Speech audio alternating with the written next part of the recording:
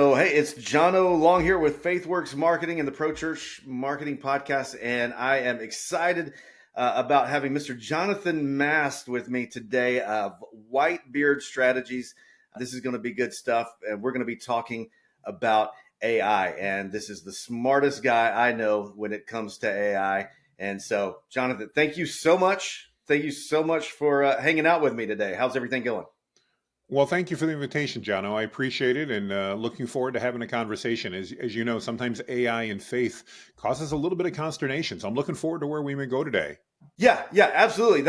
That was one of the things that pushed me to reach out to you, because there's a lot of talk in the circles that we run in as far as marketing and faith.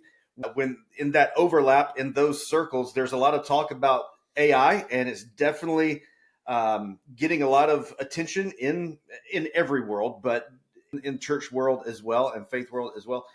But yeah, it's a little scarier, and I think in the faith-based circles than maybe it is elsewhere. And so there's a lot of promoting it, and then there's a lot of bashing it that I see on social media and elsewhere. So I'm interested to get your take on that. But tell us just a little bit about yourself and Whitebeard Strategies, just so everybody knows who we're talking to.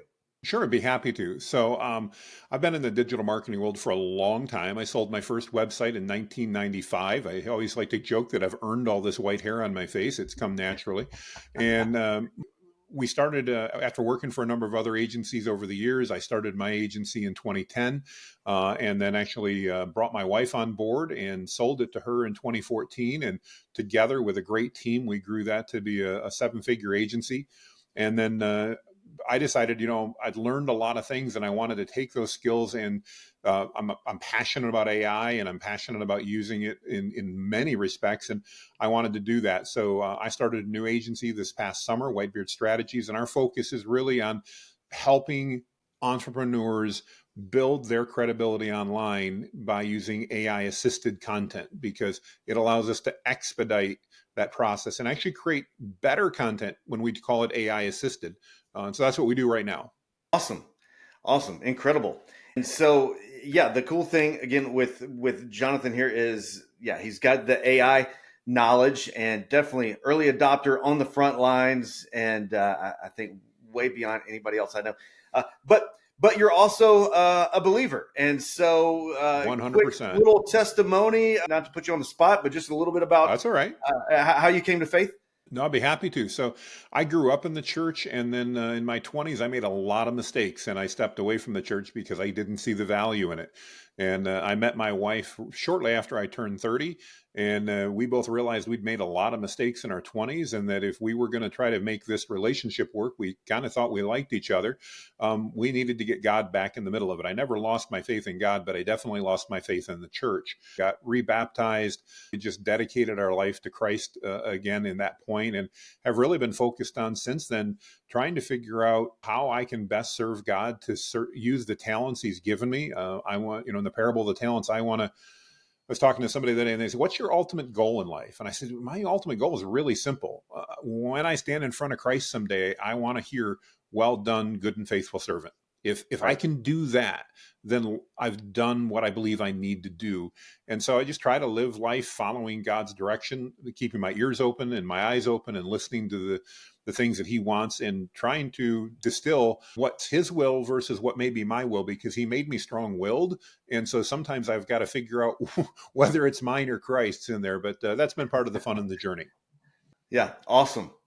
Well, that good stuff. So let's jump in to the AI discussion. I think the first thing on my mind that I probably should address, just in the discussions, again, church world, seems to be a couple of extremes. There's the I don't want anything to do with it. That's of the devil. It's going to take over the world and going to ruin everything. And Jesus does not like AI.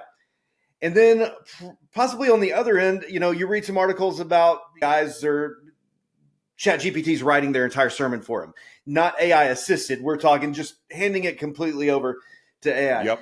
So you use the phrase AI assisted, and so it sounds like the sweet spot is probably neither extreme, as most most things in life. Somewhere there in the middle is probably where we need to land. So would you agree with that? Thoughts on that? No, I think a great question. Yeah, I don't fall in either extreme. I do believe that, and I've talked to a lot of believers that think AI is evil. And I Mhm. remind them that, we thought TV was evil. We thought a lot of things are evil. I'm not saying that what's on TV is good, but I don't think the TV itself is evil. I'm not saying everything on the internet is good, but I don't think the internet's evil. And I think that really applies with AI as well. In fact, I believe that as a Christian, I have a duty to get involved with it and to learn it and understand it so I can figure out how I can use it to support Christ's kingdom. I did a video the other day, and one of the things I said, I was going in to meet with one of the churches that I work with, and one of the comments I said is, I'm walking in, we're going to have a strategy meeting with the leadership team church here about how we keep people out of hell. And that offended some people because they're, oh, I wish you wouldn't use quite strong words, Jonathan. Well, no, but realistically, we're called as Christians to help spread God's good word. And if I Mhm. can use AI to help me do that or to help those around me do that, I believe personally that's a good decision. Now, I also believe that garbage in is garbage out. So, regardless of whether you're in a church setting or you're in a business setting, if you just want to send it over to ChatGPT and hope it gets it right, good luck. You're going to be embarrassed. And so I believe that AI amplifies our existing skills. If that means you're a pastor and you're using it, can it help you doing research? Can it help you brainstorm and come up with some amazing takes on sermons? Absolutely. Would I trust my entire sermon to it? Not a chance. Because I don't think that's the right way to go. And so, yeah, I guess I fall somewhere in the middle there, and that AI assisted in using it as a tool, much like I could use a hammer if I were a carpenter, but using it Right. as a tool to help me do better at what God's called me to do. Exactly. Exactly. So how would you respond along those same lines? How would you respond to someone who says that a pastor using AI to help with his sermons, to help him prep, is unspiritual and lazy, and they're taking shortcuts? Well, I guess, I'd ask that same person how they'd feel about a pastor using a concordance or a Bible dictionary or maybe an online version of the Bible, because I'll admit I have a number of Bibles, but the one I read most often happens to be on my phone. Yeah. There's no difference in the words that are on my phone as opposed to the words that are in my Bible, depending on the version that I read. But my Bible became more accessible to me because this is always around. And so I use it. As a result of that, I can say personally, I spend more time in the Word because of that than I did beforehand. Part of that's due to maturity, but part of that's due to availability. So going back to your question, if somebody's saying, my pastor used AI and that's not what we're paying him to do, I'd go, well, what other tools does he have? Do you allow him to go to seminars to learn? Do you allow him to watch YouTube videos to be inspired by other great men of faith? Do you allow them to use a concordance, a dictionary? You name it. And if the answer is, well, of course, the difference with AI is it's new. But it's not, Yeah. this is not the AI of our Terminator movies that we saw growing up. This is essentially the world's largest encyclopedia with almost immediate recall. Yeah. Wow. That's a great answer. A lot of times when I ask these questions, I can kind of anticipate the answer, but I did not anticipate that. That was way better than I than I would have answered that question. So that, yeah, good stuff. I along those lines as well. I heard Andy Stanley. I think he said it. He was talking about just being a pastor, and he said, Mm-hmm. "Imagine, when it comes to writing a sermon, imagine you're back in college and you have a term paper due every single week. That is Yes. sometimes what writing a sermon feels like." And I remember I was a youth pastor for 21 years, and every Wednesday night that was my sermon. I had to prepare a sermon, and there are some weeks that you just got it, you're feeling it, things are good. Then there's other weeks where, um, and churches expect a lot of their staff. Pastors have a 100%. lot of other things going on besides writing the sermon, and churches put that on them, fairly or unfairly. But I think this can help them avoid burnout as well, right? Give them these Well, I tools think you and can do that. I also think it's a great tool to really understand the members of your church and what they need. If we know some things about our members, maybe we know that there's certain topics that are of interest to them. The pastor can't be an expert at everything. They're supposed to be Mhm. an expert at delivering God's word and being led by the Holy Spirit and teaching us. And in that context, if I can have a resource that can help me do that faster, and again, I'm going to go back to my concordance example. If I was a pastor, and I don't desire to be, but I'd have a parallel Bible around all the time. I'd have a concordance around all the time. I'd have Bible dictionaries around, because I'd want to reference those so I could gain a better understanding of what's going on. And ChatGPT, Claude, Bard, whatever you want to say, any of those AI tools, they really just provide us with a faster way to do that. And the better that teacher, that leader is at asking those questions, the more relevant they can make the content to their audience. That doesn't mean it's not biblical anymore. It Mhm. simply means that they can come up with ways to, to interact with that more effectively. Hmm. So, a little bit of an aside, what do you think is as far as the the merging of AI for search? We're just asking questions versus traditional just googling something. Mm-hmm. Um, you know, are, obviously, like I mean, Bing has already seems to be merging the two a little bit more. So, but is AI going to replace the traditional search engine? Where do you see that going over the next couple of years? Really good question. Well, you'll learn, Jono, I have opinions on everything, and I tend to share them. So you'll get those here. Bring it I on. think what we're gonna see is that search in and of itself is going to change to becoming more answer based instead of list based. We've gotten so used to going to Google and saying, how do I do this? And Google gives us videos and they give us articles to read and things like that, and that's great. Except AI improves that, because now in real time, we can ask that same question about how do I bake a chocolate cake, as an example. And because, of course, we've got a bazaar coming up at church that we need to do that for. So I Mhm. can ask how to make that chocolate cake. And instead of getting a bunch of recipe sites, I'm still going to get those recipe sites, but AI can now quickly analyze its data, and it can actually give me one of the best recipes that it has available. So I don't necessarily now have to go and look at 7 different sites. I can read that recipe and go, wow, that's a good one right there. I'm going to use it. It's going to give us answers instead of just giving us links. And I think that's probably one of the biggest changes that we're going to see there. Okay, yeah, that makes sense. I think in our marketing world, we see a lot of I see Facebook ads like SEO is dead.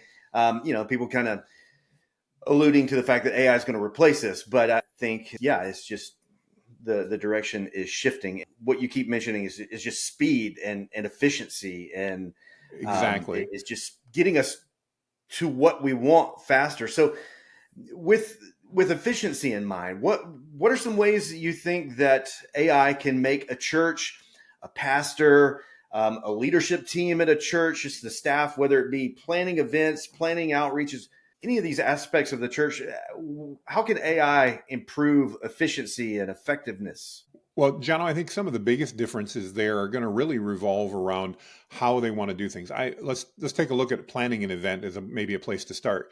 I think AI tools give the ability for a team, one, to collaborate together more efficiently, because we don't necessarily have to go to church and meet to talk about the event every time we have it up. We can actually now have a team collaboration and a team chat going in AI, where we're utilizing and asking questions and helping us. We can go in and say, look, we're trying to plan an event, and I happen to be in Alabama at the moment. I am often in Michigan, but I'm going to plan a different style event in February in Alabama than I am in Michigan, or at least I'm going to have the opportunity to plan a different type Mhm. of event because it's not as snowy and as cold here in Alabama. And so by describing where I'm at, describing the type of event I want, by describing the type of people that we want to attract, is this just for members and regular attenders, or is this a community outreach event that we're doing? And based upon that, even just as simple as giving it the description of where you're at and saying, okay, I live in Baldwin County, Alabama, and here are the major cities, and I'm trying to do an outreach to the community. Again, as an encyclopedia of information, ChatGPT, and I use that term ubiquitously, it can mean any of the AI. ChatGPT has the ability then to center in very quickly and go, okay, well, based upon the demographics in your area and what we know about everything from ethnicities to income to education level to you name it, they can help us identify ways that we can better reach out to the community.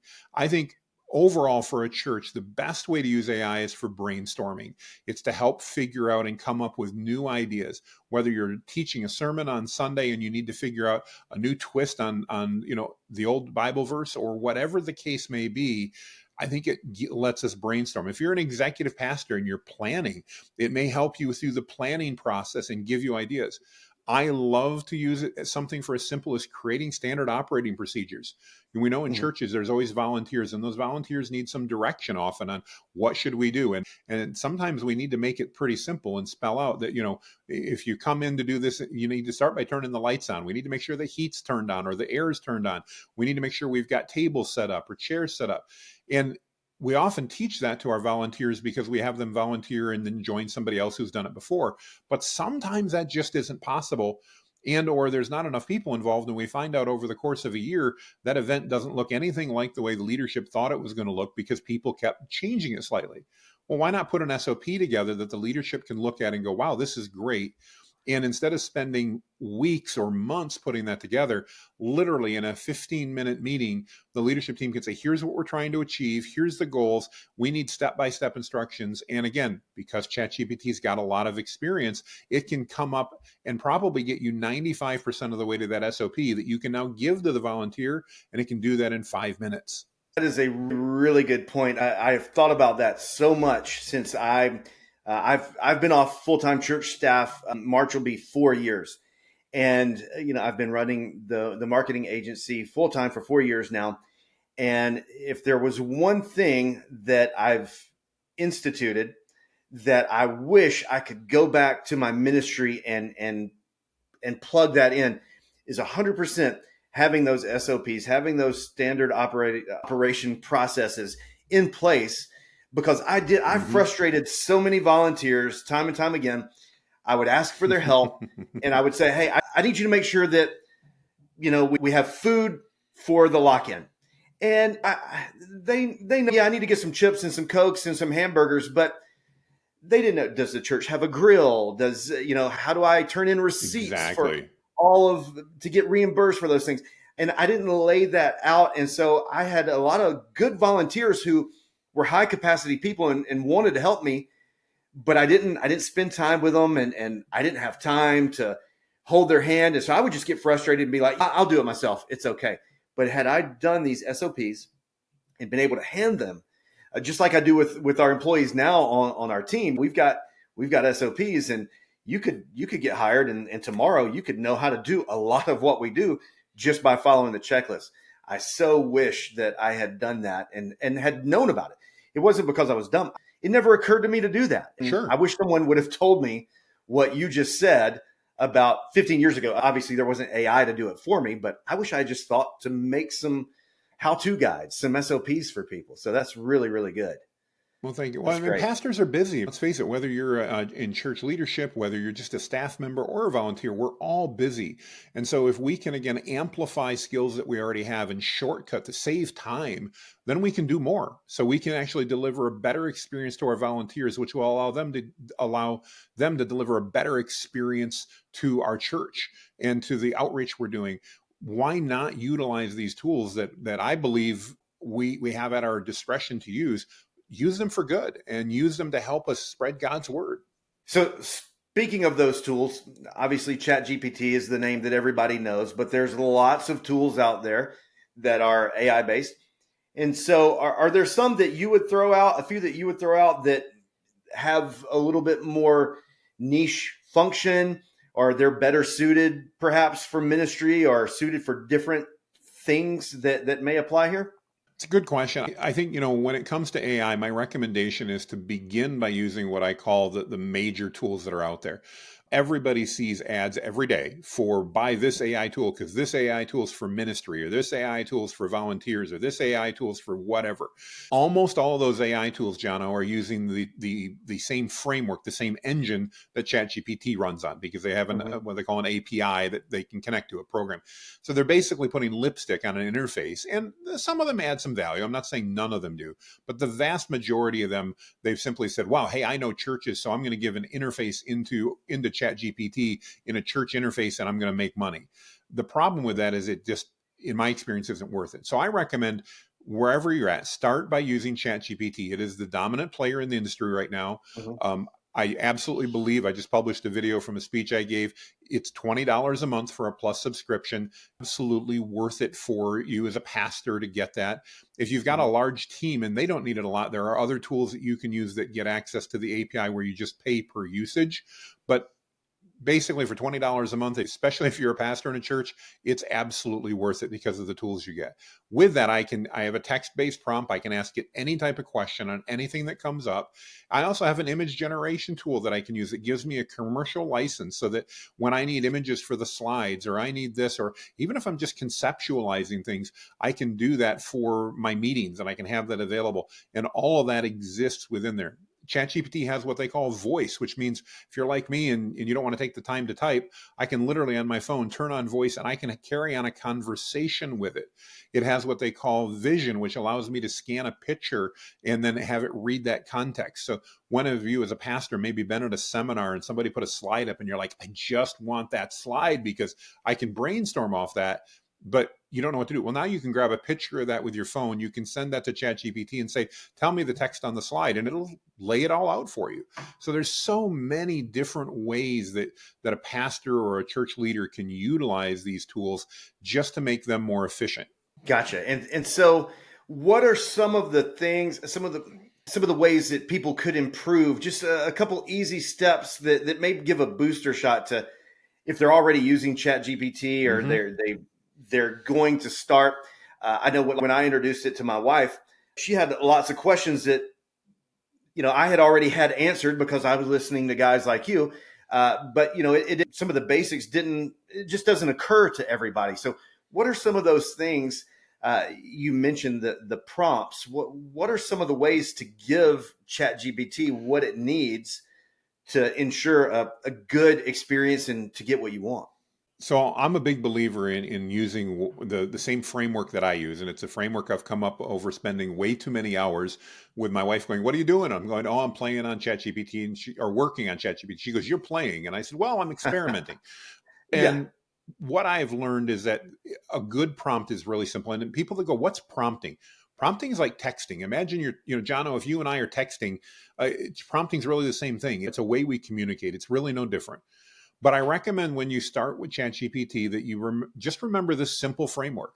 So begin by telling ChatGPT who you want it to act like. So if I'm a pastor and I'm looking to get maybe some insight on something, I might want to say, you're an expert, well-studied theologian that understands, and if you're in a denominational, you can say in this denomination that really understands all of our denominational beliefs and with an intimate knowledge of the Bible. And you could pardon me, you can even express the version of the Bible you want it to use. Maybe you're a New King James fan, maybe you're an NIV fan, maybe you're an ESV, doesn't matter. You can specify all that. So one, tell it who it is. Two, tell it what you want. So I could, for example, say, you're an expert theologian, well trained in the Bible and understand it intimately. I'm teaching a passage on John 3:16, and I want to reach out to our church members and to our community to help them understand how that verse applies to them. So again, just a few details, and then end it with this third part. So who do you want ChatGPT? What's your question? And third, this is probably the most important part. Ask me any clarifying questions you need to give me the best response. And the reason that third part is so important, Jono, is that AI is trained to make assumptions because they know that people are going to get frustrated if it refuses to answer questions. That's what Google Bard does. You ask Google Bard stuff and it tells you, at least in my experience, half the time, I can't do that because it's programmed to want too much detail. But most AI is programmed to make assumptions. And that means if you don't give it enough detail, it's going to go off and make some wild haired ideas sometimes that may not be on track with what you're thinking. But if you ask you clarifying questions, now it has permission, which sounds weird, but it will now ask you questions it needs. And that means you don't have to remember everything. If you tell it who it is, tell it what answer you want, what you're looking for, and then have it ask you questions, it'll literally just come back and say, in order to answer that effectively, I need these answers. You answer it, and now you're going to get a great response because it's going to be tailored in and targeted to right what you're looking for. That's good because I think, and that's a good learning for me because I think I've missed that third part. I've gotten pretty decent at telling ChatGPT, here's who Mm-hmm. you are, and I'll ask my question. But then I'll get this answer exactly like what you've said. It's like, okay, that's kind of what I was looking for. And, I'll just tend to be like, I'll try again, but this time think about this. And so there's a lot of, sounds like what's unnecessary back and forth on my part had I just ahead of time said, hey, go ahead and ask me the questions that you need to know, because it sounds like ChatGPT knows that it doesn't Sometimes, know everything. but it's like you and I having a conversation too. How many times have you had a conversation with a peer or a friend or somebody at church and you find out that, oh, I didn't say that the right way and maybe they misunderstood you. Then what do? We ask a follow-up or we clarify after that. And that's what you've been doing. And there's nothing wrong with that. That works too. It's just if you ask up front, sometimes it saves you the frustration of waiting for it to give you an answer that's just not right. And then going, no, I actually didn't mean that. So either will work. I just think that, I have people asking me every day, how do I prompt ChatGPT effectively? Should I buy these lists that I see? I haven't seen one yet for churches, but I've seen them for everything else. Buy my list of 387 prompts for churches. It's only $9.99. Don't buy those. They're not going to be applicable to you. Just follow a simple framework, like I said. And then over time, you'll develop your own personal nuances to that work for you. And you're going to get great responses by doing that. Gotcha. So any other little nuggets that the average person who's just kind of experimenting with ChatGPT or any of the other platforms hasn't thought about would be easy to implement? And what are the cool things that a couple cool things you've discovered that you would say, hey, yeah, you need to try this? So here's a great one. Pretty much everybody in churches has heard of a spiritual gifts tool, being able to go through and learn what your spiritual gifts are. Go through one of those tools, and whatever that reading is at the end, record that. Do the same thing with a personality test. I recommend Myers-Briggs at 16personalities.com. It's a free test. I don't make any money off that. But go there, spend 5 minutes to take their personality test. And Myers-Briggs or the site's going to give you a Myers-Briggs personality code, much like a spiritual gifts. You can then take that and feed that into ChatGPT. So I'm an ENFP, for example. Don't ask me what it all means, but that's what I am when I go through that test. When I tell ChatGPT that I'm an ENFP and I want it to write as though an ENFP would, all of a sudden the response sounds a lot more like me. It's not exactly me, but it knows a lot more because now it knows my personality type. When I explain in my case that, I was diagnosed with ADD at 43 and I still have it at 53, and, I am an ENFP, and, oh, by the way, here's on my spiritual gifts where my strengths are, then it knows so much about an ENFP that it can tailor the response to fit that. That's pretty cool. Yeah, I had no clue, but that is really awesome. What about, because this popped in my head and I can imagine somebody hearing that. It's like, wow, that's getting a little bit scary how well it knows me and maybe how much it knows about me. Do you have any fears? Are there any warnings that you would say, or would you be like, what, if you've got a smartphone, the government already knows everything there is to know about you anyway, so don't worry about it. Where do you land there? I guess the example I would give to everybody, and try this if you want, is, this weekend when you're hanging around with your family, put your phone on the kitchen counter, and while you're talking around the phone, talk about something you've never talked about before. So, for example, I don't go camping regularly, but go ahead and make sure, by the way, make sure Facebook's running on your phone, because I know this is where it'll work. Just talk about camping or canoeing or something that you don't ever do. Maybe you don't ever go to a monster truck rally. Just talk about, wow, I'd love to go see a monster truck rally. And over the next couple days, I would bet over half of you will start seeing ads for whatever it was you talked about. Even though you never once entered it in, you never told them, your phone is listening. If you don't like it, turn your phone off, guys. I wish I could fix it. I don't like it either, but I think we need to accept as a reality what the technology around us is doing. We're being tracked all the time. Am I careful about what information I give ChatGPT? Absolutely. It doesn't know everything about me. It doesn't know my family members. It doesn't know that. But over time, I'm sure if it tried, it could put all these data points together and analyze some of that. But telling it what my personality style is, letting it know that I was diagnosed with ADD, I'm announcing it to you, Jono. I'm not worried about people finding that out. Right. That's just Right. part of the way God made me. So I'm okay with that. At the same point, do I try to be careful? Yeah, I don't have an Amazon Echo in my home because I know it's always listening. Not that I'm Hmm. saying things I shouldn't, I'm just uncomfortable with it. And so I don't have one in my home. If you're not comfortable with it, and I'm sure the people listening go, but you have your phone. Yeah, I do. It's right here and it's on. I know it's listening too. We all have our own idiosyncrasies. You have to determine what makes the most sense for you. At the end of the day, I do not believe AI or any of the companies at the moment are back there trying to gather data on it to manipulate us. I just don't. Yeah, I don't buy that. To advertise to us, to market to us, 100%. But to manipulate us and to try to get us to do other things, that's stuff for movies, and we may get there, but I don't think we're there yet. gotcha. So, so last question, shifting to thinking about marketing, or I'll use the term outreach because I catch a lot of flack on TikTok whenever I a hear lot, a you. lot of Christians hate on me because they're like, we don't need marketing, we just need to preach the word, as though I'm saying we should stop preaching the word and just do marketing.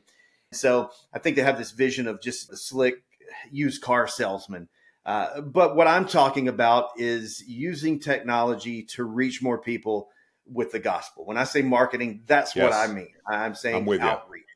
And as long as there have been missionaries, as long as there have been evangelists, they go where people are. And where are people? They're on this thing. So if we're going to reach people, that's where we've got to go. So last question, how can we use AI to more effectively reach people who don't follow Jesus yet, who aren't already believers? Well, I can tell you one of the things that I do is, if I'm inspired by a verse or a passage or my daily devotions, whatever it may be, I'm going to take that and I'm going to feed that into ChatGPT, and I'm going to say, I want to share this in a way that it appeals to non-believers, non-church members. I'm not just posting a verse because I want to look good to my friends.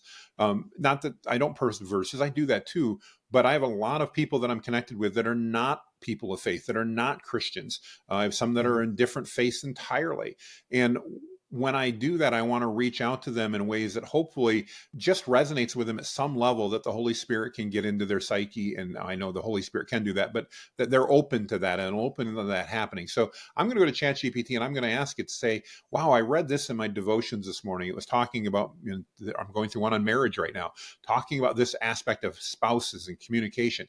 How can I craft something that's biblical in nature, that has a tie back into my faith, but that would appeal to someone who's not a Christian or not a regular church attender? And based upon that, again, ChatGPT is going to cater that social media message in a manner that I can do that. Maybe I'm looking for to create an image that doesn't immediately scream church, but talks about that same concept. Again, I can do that same thing by asking it to create content that will appeal to a particular audience, in this case, an audience of unbelievers or unchurched persons that I want to read this content. And so I think that's one of the easiest things we can all do as Christians when we're inspired by a verse, a prayer, a devotion. Find out, it's great to share that with other people of faith, but in my mind, Mhm. it's even stronger to share it with people that are not people of faith, or maybe they've stepped away from the church like I did in my 20s. I still believed, but I didn't think the church was for me. I had Mhm. to get another step in my life before I believed that. And, had somebody been able to reach me, maybe I could have done that sooner, and that would have saved me some heartache when I was in my 20s. Hmm. Yeah, yeah, that's great. So we're not watering down the gospel. We're just doing some pre-evangelism here. How can we start exposing people to biblical truth without turning them off? Yeah, that's great. That's Yeah, great. I mean, I think we need to remember I'm a sales and marketing guy, Jono, so I'm biased here, but we don't sell stuff by beating people over the head with it.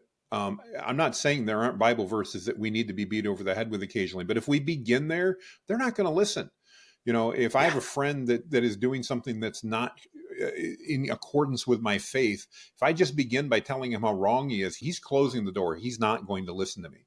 If, on the other hand, I can let him know that I know and care, and I have that caring, then maybe over time he'll start listening to what I have to say, because I'm not being that judgmental Christian that's coming into his life. It's the same reason that so many people, I believe, don't like the church. They feel judged by the church. They love Jesus, they love God, or they believe they do, but they don't like the church because of the way they're treated.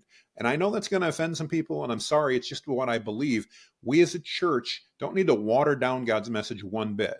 but we need to show his love just as Jesus did when he was here. He didn't hang out with the Pharisees. We need to show his love to people around us that need it so that they feel drawn to him through our actions. Yeah. Yeah. Wow. That's, I think about there's a Casting Crowns lyric that says a lot of times we're known, or let's try to be known for what we're for instead of what we're against. Yes. And we spend so much time arguing on social media and just really being rude that I think we're possibly the ones fueling this evangelical movement. It's people aren't Yes. necessarily done with Jesus; they're just done with the church. And yeah, it's sad to see. And maybe if we're a little bit more loving and a little slower to argue. I don't know anyone who's become a Christian because they lost the argument. You know, I mean, Yeah. that's not how it works. And so, yeah, let's love people, love them with the truth, but love people. So, Yeah, man. it doesn't mean that we don't have to carry the truth with us, but we don't necessarily have to lead with what they're doing wrong and point that out first. We need to let them know that we care. A pastor of mine once taught me that, when you want to do outreach, the first thing you do is you pray for them. You don't No, even, I mean, and again, now that may be, Jono, you and I may meet and I may decide I want to talk to you. That may mean a 30-second or 3-second prayer while I'm walking over to talk to you. But start with that prayer and then let them know that you care. And then yeah, once they know that you care, then start sharing your story. Think of ways to bring them in. You look at some of the best evangelists out there. They don't begin their experience by telling everybody that, Jono, you're a sinner and you're living in sin and you're going to hell. They get there, but they don't lead with that. And I know there's people that disagree with me, and that's okay. But I agree with you. There's a lot of people I know that love God or believe they do, but they don't love the church because of the way that feels. And I just think that's something that I would love to see change in the world, and them really understand that the church is God and it's his people and his family, and it's a wonderful place to be. It's not a place that you're going to get condemnation for. we've all got issues. Amen to We're that. all messy. We're all messy, and there's room for one more. Come on, come join us. We all got problems. So, yeah. Well, Jonathan, look, I can't thank you enough for talking. This has been great. Everybody, if you're listening, if you want to learn more, go to whitebeardstrategies.com. Definitely follow Jonathan on social media. I promise it would be worth your time. So again, thanks so much, Jonathan. Thank you, Jono. I really appreciate it.